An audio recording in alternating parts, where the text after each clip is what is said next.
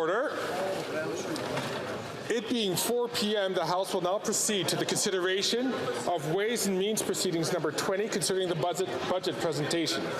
Comme il est 16 heures. It being 4 p.m., the House will now proceed to the consideration of Ways and Means Proceedings number 20 concerning the budget presentation. Ms. Freeland, seconded by Mr. Boissonneau, moves that this House approve in general the budgetary policy of the government. L'Honorable Ministre. The Honourable Minister of Finance.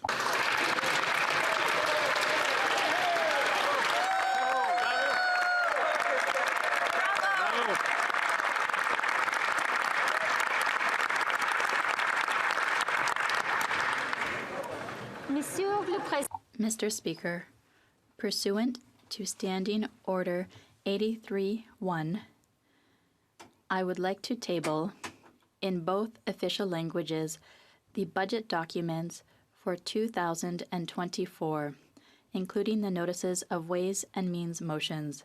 These documents contain details of the various measures.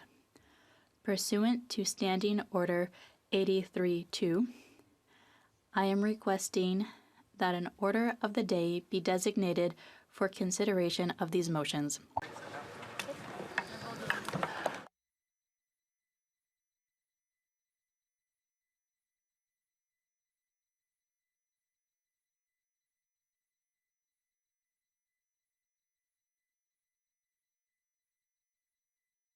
Okay. Mr. Speaker, we are acting today to ensure fairness for every generation.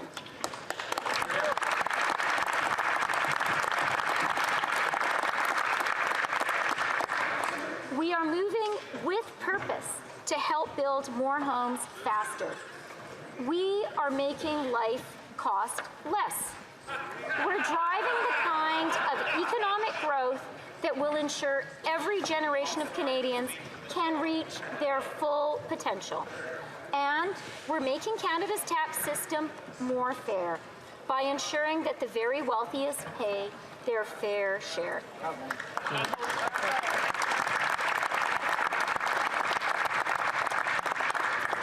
We're doing this because a fair chance to build a good middle-class life, to do as well as your parents and grandparents, or better, has always been the promise of Canada.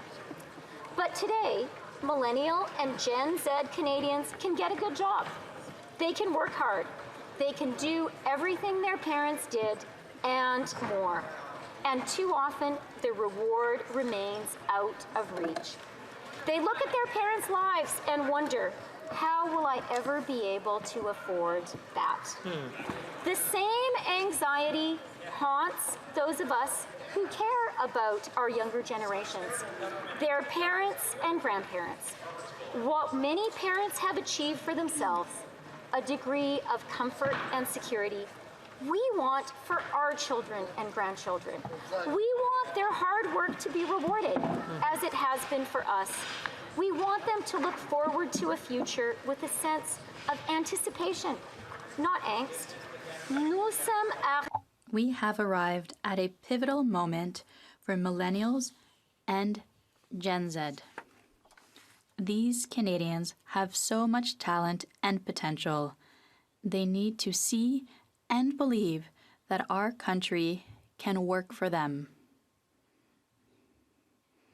Making the promise of Canada real for younger Canadians requires action from us, and that is what we are delivering. It begins with building more homes at a pace and scale not seen since after the Second World War. Over the past 3 weeks, we have shared with Canadians our new and ambitious plan to solve the housing crisis and to help ensure that Canadians, especially younger Canadians, are able to afford their rent or mortgage payments. We're investing to kickstart the construction of more rental apartments and more affordable housing across our country. We're topping up the Housing Accelerator Fund, which is doing exactly what we intended and exactly what Canada needs, cutting through red tape and breaking down zoning barriers. This innovative fund is at the vanguard of a housing revolution in Canada and is fast-tracking the creation of new homes.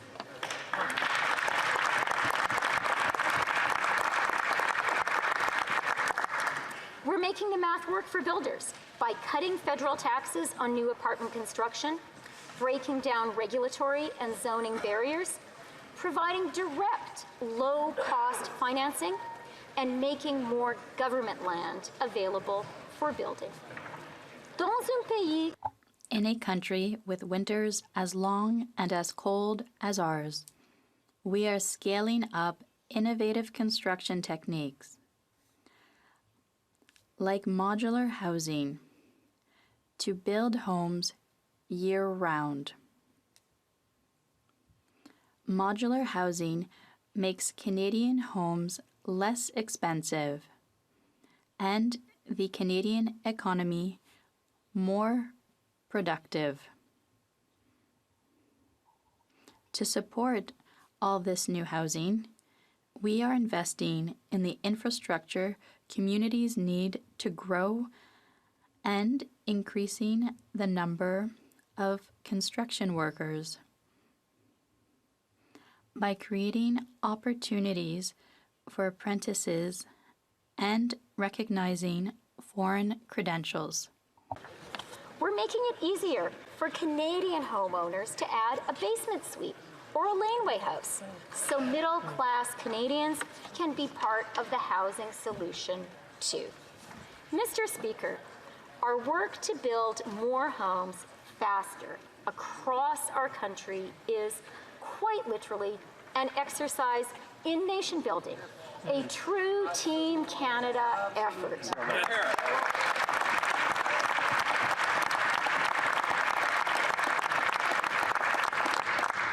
Together, we are putting into action a plan to build nearly 4 million homes by 2031 and to unlock the door to the middle class for more young Canadians.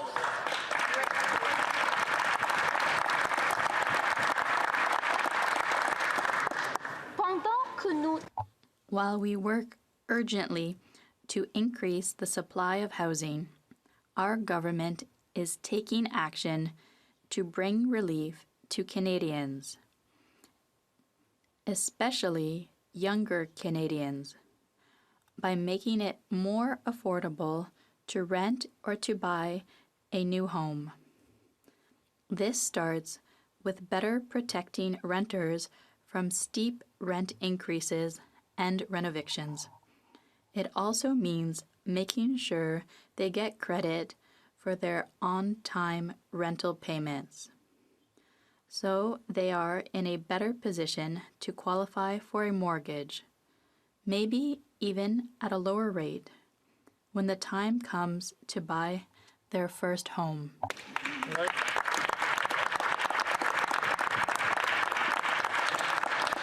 For first-time buyers, we will be extending the maximum amortization period of a mortgage to 30 years on new builds, including condos.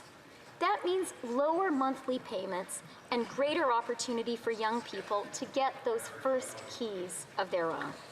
Combined with tax-free ways to save for a first down payment through the tax-free first home savings account and the enhanced home buyers plan, the longer amortization period will ensure more younger Canadians are able to afford that first home and take that next big step into a prosperous middle-class life. Monsieur le Président.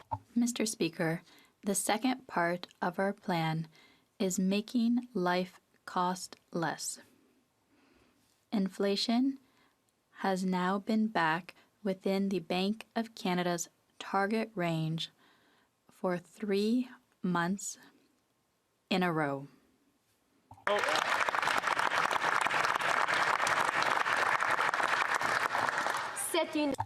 That is good news for Canadians.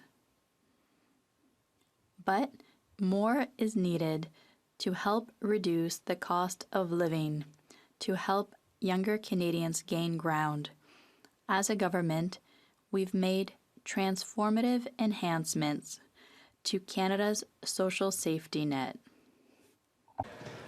$10 a day childcare is already saving parents thousands of dollars a year and making it financially possible for more Canadians to choose to start a family of their own.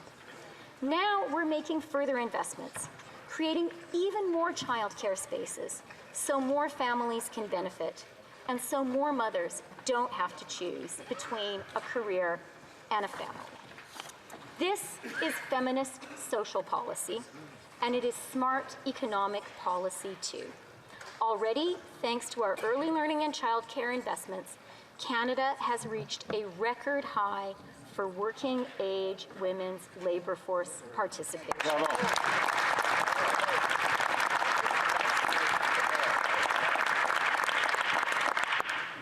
Enrollment started in our new Canadian dental care plan in December, and more than 1.7 million Canadians have already signed up.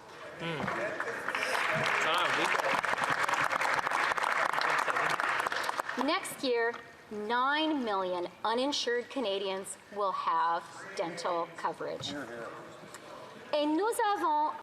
And we've introduced legislation to deliver the first phase of National Pharmacare,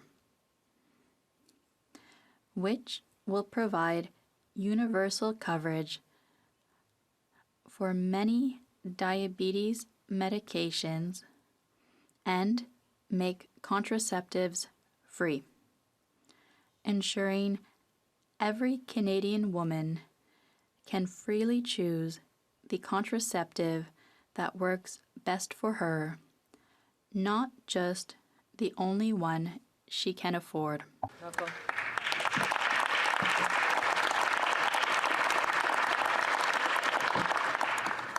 Mr. Speaker, free contraceptives are central to a woman's right to control her own body. That is a fundamental woman's right. It is a fundamental human right. Bravo.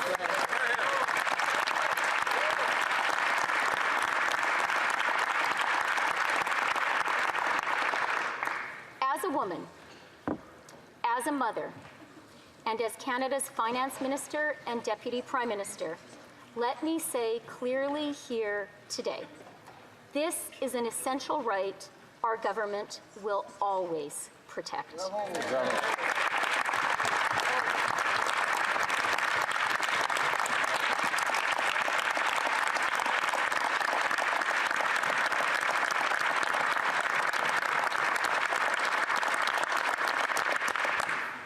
Women in other countries, our friends, our neighbors, are losing their right to control their own bodies.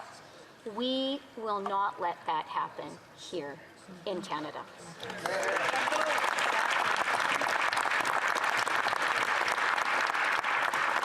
Our government's transformative investments are having a meaningful impact, helping every generation save money. The Canada Child Benefit is the foundation of our support to young Canadian families and has helped lift more than 650,000 children out of poverty since 2016. The Canada Workers Benefit provides a meaningful boost to our lowest paid and often most essential workers. Our new Canada Disability Benefit will increase the financial well-being of low-income Canadians with disabilities. Bravo.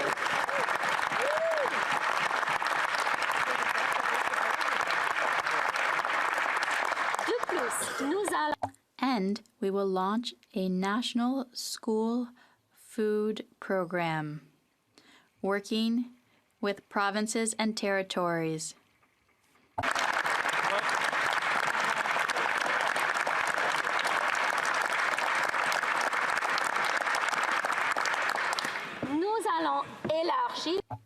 We will expand access to school food programs and help 400,000 more children. Yes. Ils pourront ainsi So that they can have good, healthy food that will allow them to have a fair start at a good, healthy life. La liste des The list of supportive, cost-saving measures goes on, Mr. Speaker. The GST credit arrives every 3 months to put some extra money in the pockets of millions of Canadians. la remise The Canada Carbon Rebate ensures that we fight climate change in the most cost-effective way, delivering hundreds of dollars to Canadians every 3 months, including yesterday. 8 out of 10 Canadians get back more than they pay in the provinces where the federal price on pollution applies. et dans And in this budget, we are delivering on our promise to return carbon pricing proceeds to small and medium-sized businesses. I am so proud to announce that our new Canada Carbon Rebate for small businesses will soon return over $2.5 billion directly.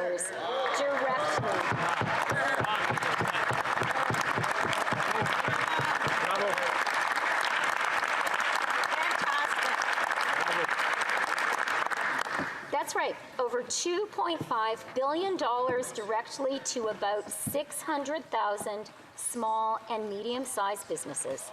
This real, meaningful support is a testament to our commitment to Canada's small businesses. Mr. Speaker, at a time when prices are high, we're delivering real investments that help make life cost less for Canadians. The third part of our plan is growing the economy in a way that's shared by everyone. To drive the kind of growth Canada needs today, we are redoubling our efforts to attract investment, increase productivity, and boost innovation. We're working to empower our best entrepreneurs to put their ideas to work here in Canada and create good-paying and meaningful jobs. How do we do that? Well, to quote one of our country's great philosophers, we need to skate to where the puck is going. Cela veut dire That means doubling down on artificial intelligence. We were the first country to have a national artificial intelligence strategy. Over the past several years, we've supported the creation and growth of one of the world's leading, most talented artificial intelligence communities. And today, Mr. Speaker, we are taking the next step to secure Canada's AI advantage. Bravo. Bravo. We are equipping our AI innovators with the compute power they need to attract and nurture the best researchers, scale up businesses, and drive the innovation that will deliver transformative economic opportunities for Canada and Canadians. Homegrown Canadian AI companies are already helping to boost the productivity of Canadian workers. A natural area to seize a further competitive advantage for Canada is building the mechanical heart of the AI economy, data centers. We have a natural edge. We have abundant and clean electricity. We have skilled and experienced engineers. We have the cold climate needed to help cool supercomputers. And we are physically close to the world's largest market, which has vast data processing needs. We're introducing the Accelerated Capital Cost Allowance for innovation-enabling and productivity-enhancing assets. This means that investments in things like computers, data network infrastructure, and more will be eligible for immediate write-offs. This will encourage companies to reinvest, create more jobs, and make their businesses more productive and innovative. That's very good. Mr. Speaker, in the first 3 quarters of 2023, Canada attracted the very highest per capita foreign direct investment in the G7. Bravo.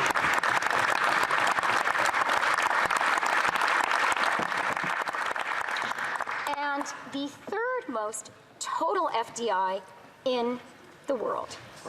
Our budget builds on that significant accomplishment because attracting investment is key to driving growth, increasing productivity, and boosting innovation.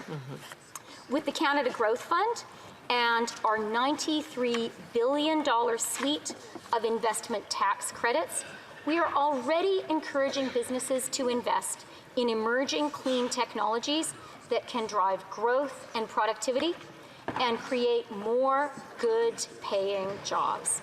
Today, we're proposing a new investment tax credit to attract companies investing across the electric vehicle supply chain. Canada boasts an abundance of natural resources. We intend to leverage this national advantage to build entire supply chains. And our new investment tax credit will encourage precisely that. We're investing over $5 billion in Canadian brain power. More funding for research and scholarships will help Canada attract the next generation of game-changing thinkers pursuing excellence. Very good. Very good. And we are building on our track record of making it more affordable to go to college and university by renewing the increase in upfront Canada student grants and interest-free loans, increasing the amount of financial aid students get for housing, and making it easier for mature students to go back to school affordably. And all of this is on top of our campaign promise to eliminate interest on Canada's student loans, which we delivered on a year ago.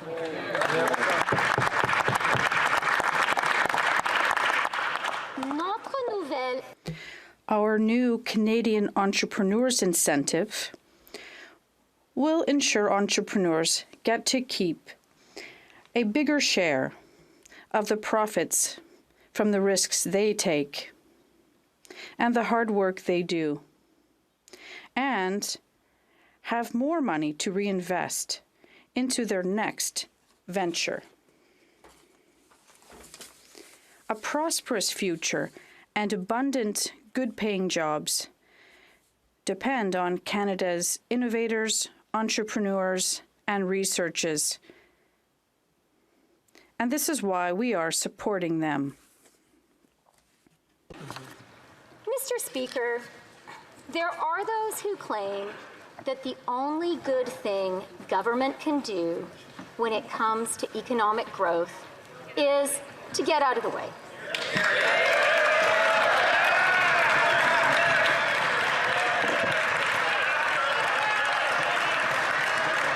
That's why you sit there, guys. That's why they sit there. Well, Mr. Speaker, I would like to introduce those people who just cheered to the talented tradespeople and the brilliant engineers who last Thursday made the final weld. It's known as the Golden Weld on a great national project, the Trans Mountain Pipeline. Yep.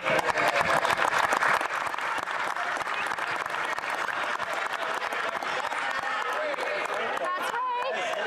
That's right.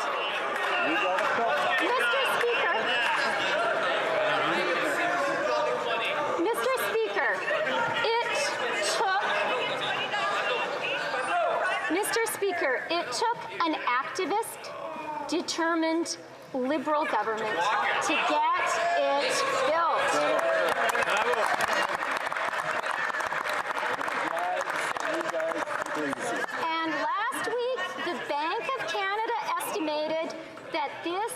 project alone will add 1/4 of a percentage point to Canada's GDP. Bravo, bravo.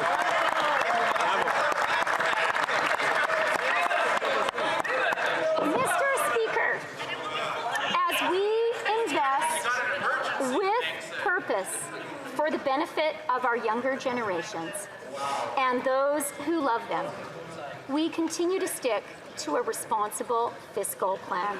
As part of that plan, in the fall, we set 3 very specific fiscal guideposts: maintaining the 2023-24 deficit at or below $40.1 billion, lowering the debt to GDP ratio in 2024-25 relative to the 2023 fall economic statement, and keeping it on a declining track thereafter, and maintaining a declining deficit to GDP ratio in 2024-25, and keeping deficits below 1% of GDP in 2026-27 and future years. Mr. Speaker, in this budget, every single one of these objectives is being met.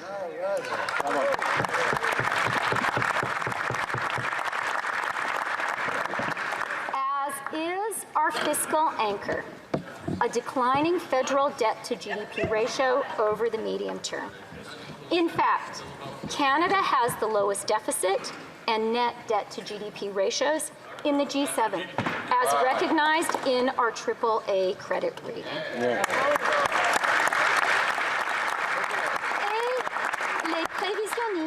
And private sector forecasters are now predicting a soft landing for the Canadian economy, thus avoiding the recession and heartbreaking surge in unemployment that many had thought was inevitable.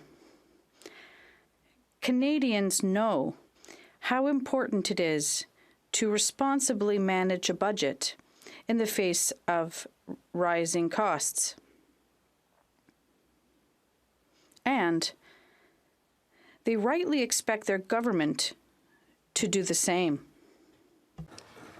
That's why, going forward, federal public service organizations will be required to cover a portion of increased operating costs through their existing resources. Most of these savings will be achieved through natural attrition in the federal public service. As a result, over the next 4 years, we expect the ranks of the public service to decline by approximately 5,000 full-time equivalent positions. Mr. Speaker, to responsibly build a fairer future for younger Canadians, we need to make sure our tax system is fairer too. In Canada and around the world, the 21st century winner-takes-all economy is making those at the very top richer, while too many middle-class Canadians are struggling just to avoid falling behind. The job of our tax system is to lean against this structural inequality, to fund investments in the middle class, especially in young Canadians, by asking those who are benefiting from the winner-takes-all economy to pay a little bit more.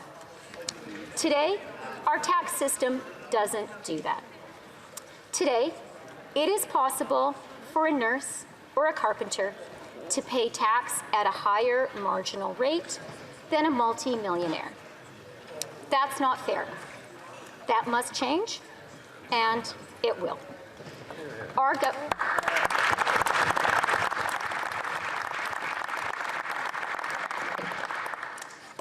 Our government is raising the inclusion rate to 2/3 on annual capital gains above $250,000 for individuals. This new revenue will help make life cost less for millions of Canadians, particularly millennials and Gen Z. It will help fund our efforts to turbocharge the building of more homes. It will support investments in growth and productivity that will pay dividends for years to come. So, who will pay more? Well, Mr. Speaker, most Canadians have no capital gains in a typical year, so they won't pay more. The first $250,000 in capital gains every single year enjoyed by each individual Canadian will be taxed at the current rate. Individual Canadians enjoying this substantial annual gain won't pay a penny more. The lifetime capital gains exemption, an amount fully exempt from taxation, will be raised to $1.25 million. And this change will not, of course, apply to the sale of Canadians' principal residence, which is and will remain fully exempt from the tax on capital gains. Only 0.13% of Canadians with an average annual income of $1.4 million will pay more on their capital gains. For 99.87% of Canadians, personal income taxes on capital gains will not increase. Taxing capital gains is not an inherently partisan idea. It is an idea that everyone who cares about fairness should support. In fact, the idea of taxing capital gains in Canada was first broached by the government of Prime Minister John Diefenbaker and his Royal Commission on Taxation, chaired by Kenneth Carter. And Prime Minister Brian Mulroney raised the capital gains inclusion rate to 75%, higher than the rate we're establishing today.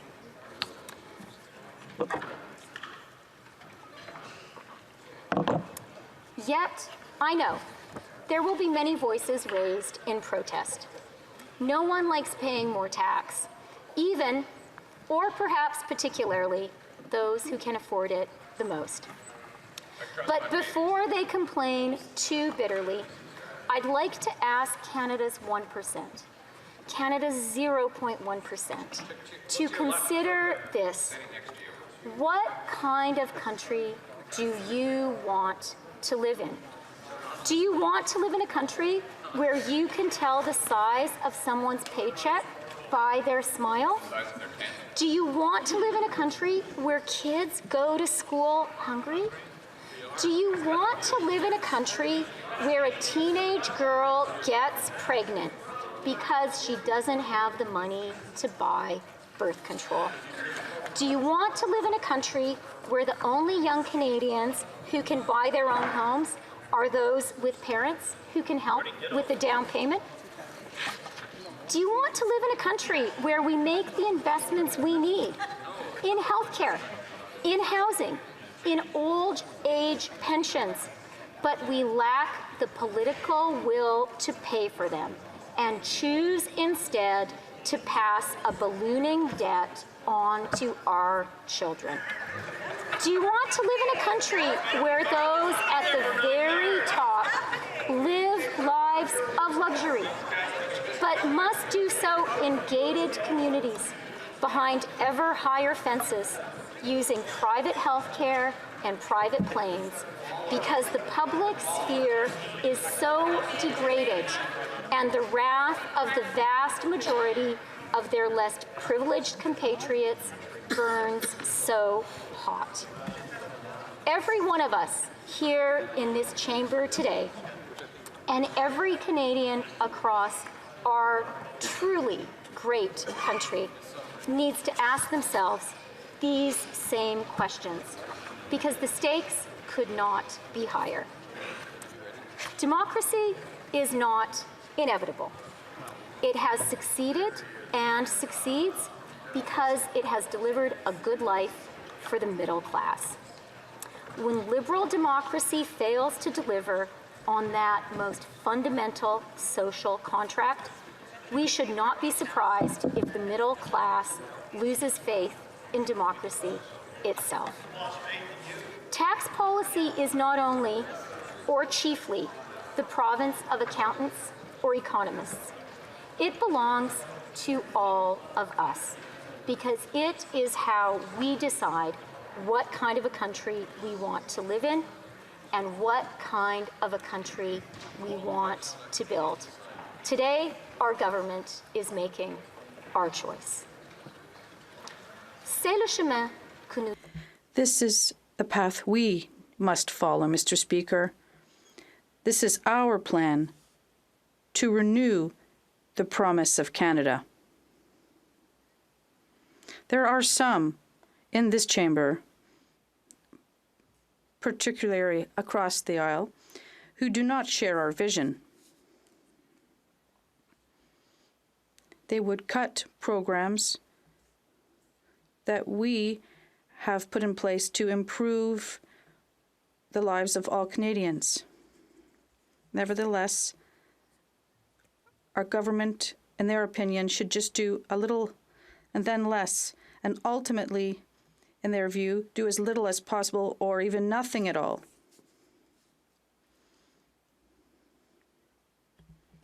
They ripped up early learning and childcare. And as housing minister, the current leader of the opposition only got a handful of homes constructed. It was our prime minister, not a conservative, who actually got a pipeline built.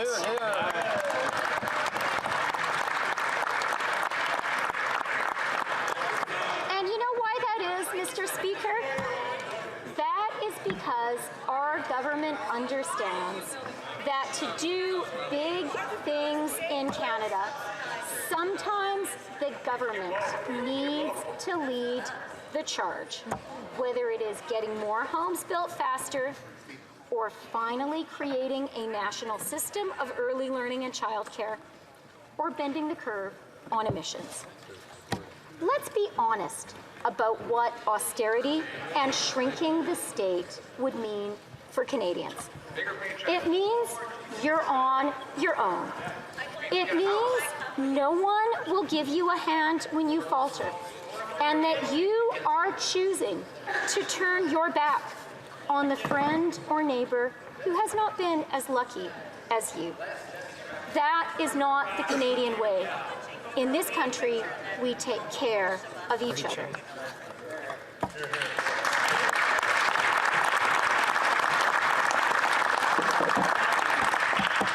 Mr. Speaker, to make a positive difference in people's lives, to get big things built, to get big things done, you need more than a slogan, more than a rhyme or two.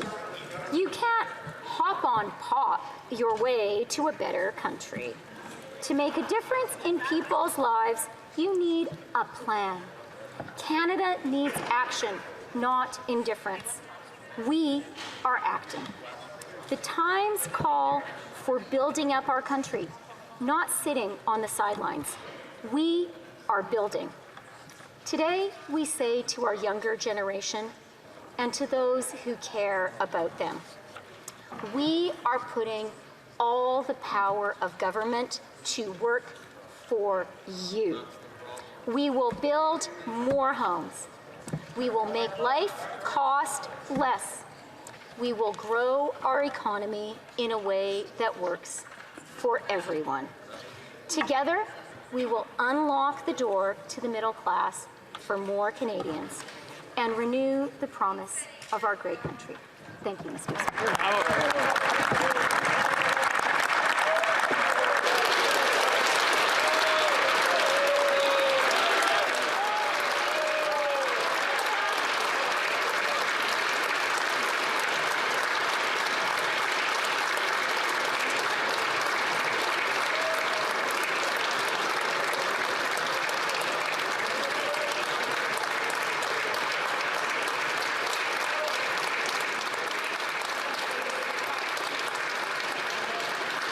Questions et commentaires. L'honorable chef de l'opposition. The Honourable Leader of the Opposition. This is the 9th deficitary budget since the Prime Minister promised that the books would balance themselves. And everything he's spending on has gotten worse. He promised that the deficits would make housing affordable, but it ended up doubling the cost of rent and mortgage payments and down payments to buy a house. He said that the cost of food would be more affordable, and now it costs 30% more, and 1 in 4 children aren't able to get nutritious meals. After 9 deficits, Mr. Speaker, the government is rich and the people are poor. And today, they're doing the same thing over again with $40 billion worth of inflationary deficit. That means $2,400 for each family in inflation and spending, and increase to the national debt instead of health. And that's why the Conservatives have a common sense plan to put an end to this pyro Prime Minister who's adding fuel to the flames. Ninth deficit. The 9th deficit after the Prime Minister promised the budget would balance itself. And what did he do with the money? Everything he spent on has become more expensive. He's doubled the rent, doubled mortgage payments, doubled the needed down payment for a home, forced 35 homeless encampments in Halifax alone. 1 in 4 kids cannot afford food. And now he's adding $40 billion of new debt and new spending. That's $2,400 of new inflation. That is why Conservatives will vote against this wasteful inflationary budget that is like a pyromaniac spraying gas on the inflationary fire that he lit. It is getting too hot and too expensive for Canadians, and that's why we need a carbon tax election to replace him with a common sense Conservative government. Thank you.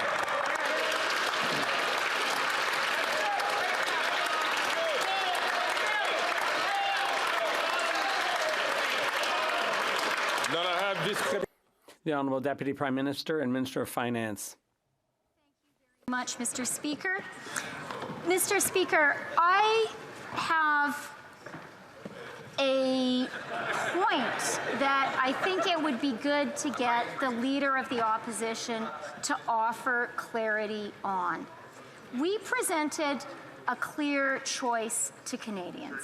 We said to Canadians, we believe that we need the power of government to get things built for young Canadians, to get things built for the people of Alberta who needed the pipeline that we got built. And we presented a clear, fiscally responsible way to finance those essential investments, increasing the inclusion rate on capital gains. I think that it is high time for the opposition, which poses as being on the side of working people, to clarify its position today. Will the opposition join us in asking those at the very top to pay a little bit more to support Canadians? Or are they going to show their true colors and stand with the 0.1%? That's what Canadians want to know today, Mr. Speaker. The Honourable Member for Mirabel.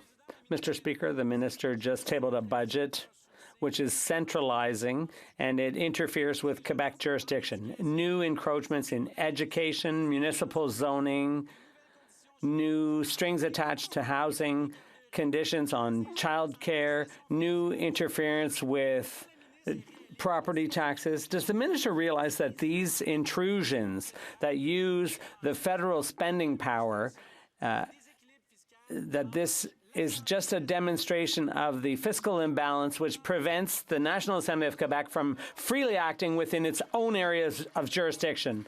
The Honourable Deputy Prime Minister and Minister of Finance.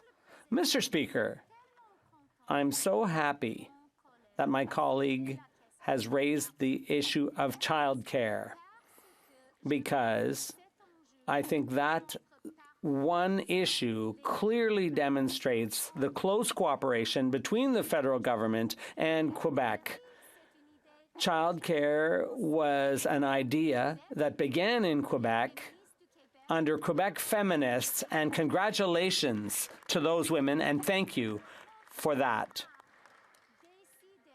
When we decided, we took the initiative to create a national system, a national childcare, early learning and childcare system. At the same time, we struck a deal with Quebec to support Quebec and to enable Quebec to go even further. And that is what we will continue to do. Yesterday, I spoke to the Quebec minister to discuss budget initiatives, and we have very close cooperation with the government of Quebec, and we will continue to work very closely with them. Thank you. Member from Vancouver Kingsway. Mr. Speaker, New Democrats know Canadians are facing a serious economic and climate crisis. Millions of people are struggling to make ends meet and are worried about their children's future. That's why we've used our seats in this House to successfully press for meaningful relief and progress in this budget in numerous areas, including to build more homes, preserve existing affordable housing, and protect renters, to deliver universal public pharmacare, starting with contraception and diabetes medications and devices, establish a national school nutrition program, reverse damaging cuts to Indigenous services, and help workers transition to a sustainable economy. But despite record corporate profits across many sectors, from food conglomerates to oil and gas multinationals, there is nothing to ensure the corporate sector pays its fair share so we can better fund the services Canadians need. Can the minister explain why she declined to raise corporate tax rates in Canada, despite them being among the lowest in the OECD, despite the U.S. doing so, and in the face of record prices and profits? Was the lobbying that effective? The Honourable Deputy Prime Minister and Minister of Finance. Mr. Speaker, I want to start by congratulating the member for Vancouver Kingsway on his new role as finance critic. And I'm going to share with this House that he and I both grew up in Edmonton and first met when I was a teenager because he was working on my mother's election campaign. Life is funny that way. I therefore agree with the member from Vancouver Kingsway on so many things and have for so many years. But I have to say, on this specific issue, we're going to have to agree to differ. We believe in a fiscally responsible policy, and we believe that when we make investments, we need to finance them. We also believe in fairness, and we believe a fair tax system is essential to build a fair country and to deliver fairness, particularly for young Canadians. It's also really important for us to ensure that Canada continues to be internationally competitive, to ensure that Canada continues to be an attractive investment destination for foreign investors and for Canadian investors. It was with that in mind that we were very thoughtful about the revenue-raising methods that we chose. We have time for a very brief question from the member from Calgary, Forest Lawn. Conservatives told this Liberal NDP Prime Minister to stop his spending, his deficits, inflation, and his tax hikes. But this Prime Minister blew right through that stop sign, dumping $40 billion of fuel on the inflationary fire that he started. This photo-op budget is going to do nothing for average Canadians who can't afford a home and groceries today. Will the Finance Minister tell us how much each Canadian household is on the hook for the $54 billion of just interest charges on this Prime Minister's debt? An equally brief answer from the Minister of Finance and Deputy Prime Minister. Let me just share then with the member opposite the good news that we got today, which is that inflation for March was 2.9%. For 3 months in a row, inflation in Canada has been within the Bank of Canada's target range. Thanks to Canadians, that is very good news for our country. Reprise de débat, resuming the Honourable Leader of the Opposition.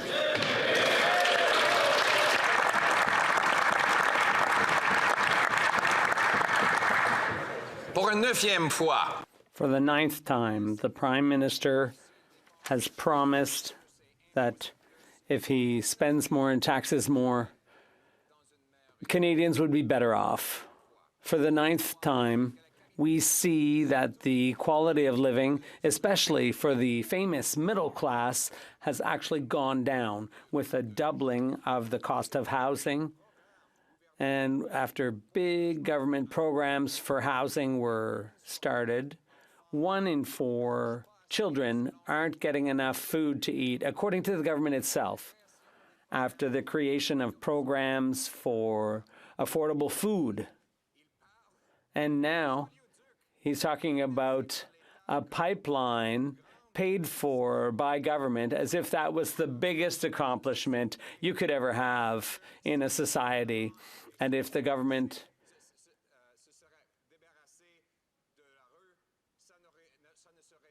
were not to have intervened, this never would have happened. This project is 500% over cost, and the money to pay for that has gone to Texas, another example of massive waste. And that is why Conservatives, with their common sense plan, will be voting against this budget and will be voting in favor of a carbon tax election, which will allow Canadians to choose a party that will cut taxes, build housing, fix budgets, and stop crime. That's our common sense. And a 9th consecutive deficit, with the budget still not balancing itself. And everything on which the Prime Minister spends gets worse and more costly. He is spent, and Canadians are broke. The country is broken. We have a doubling of housing costs. We have 8,000 people joining a Facebook group to study how they can get a meal out of a garbage can after food prices have gone up faster than at any time in a generation because of the carbon tax he's imposing on our food, a carbon tax that with the help of the NDP, he plans to quadruple to 61 cents a litre. And today, did he learn anything from these catastrophic failures? No. He doubles down on the same failure. With $40 billion of new deficits, $40 billion of new spending, that's to say $2,400 for every family in new debt and new inflationary spending. And now, for the first time in a generation, we're spending more on debt interest than on health care. That's money for bankers and bondholders rather than doctors and nurses. Right. And the great example of how wonderful government can be, given after a tremendous theatrical pause, was the government's purchase of the Trans Mountain Pipeline. What would have happened if the government had just gotten out of the way, asked the finance minister. The answer is the thing would have got built with private money rather than $30 billion of taxpayer bailouts. That's right. In fact, a project the Prime Minister said would cost $5 billion is up to $30 billion. Wow. Mr. Speaker, that is 500% over budget. It is $2,000 in costs for every single Canadian family for a project the private sector was going to be building on its own, and the company that was going to build it bought out, taking the money to Texas, where they're building Texan pipelines with Canadian dollars. All of our X's are in Texas, Mr. Speaker.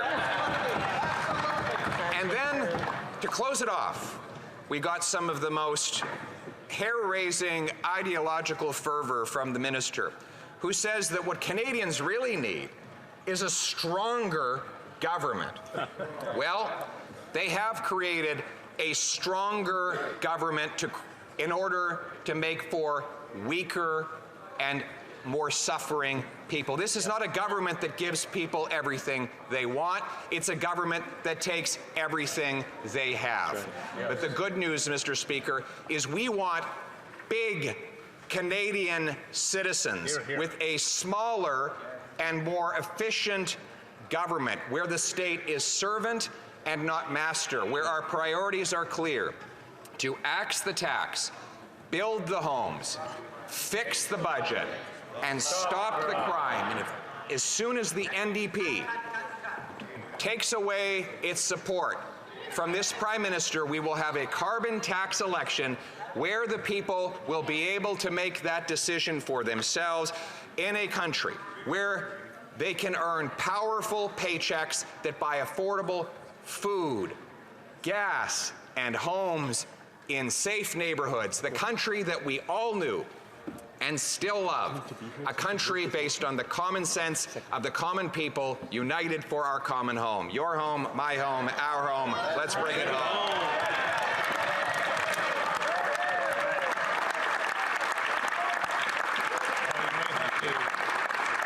And I now move, seconded by the member for Forest Long, that the debate now be adjourned. Okay.